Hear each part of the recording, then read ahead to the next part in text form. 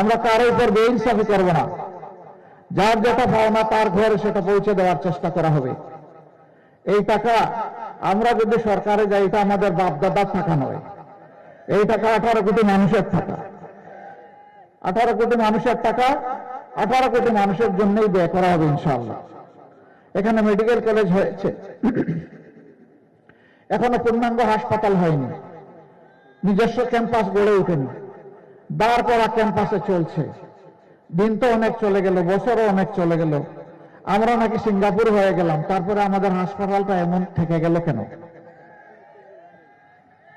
ইনশাআল্লাহ আল্লাহ আমাদেরকে সুযোগ দিলে পূর্ণাঙ্গ মেডিকেল কলেজ হবে এবং মানসম্মত নিজস্ব ক্যাম্পাসের হাসপাতাল গড়ে তোলা হবে। এখানে বিশ্ববিদ্যালয় হয়েছে, সেই বিশ্ববিদ্যালয়ের একই হালত, এতিম অবস্থা। আমরা সেই এতিম অবস্থার অবসান ঘটাবো ইনশাআল্লাহ।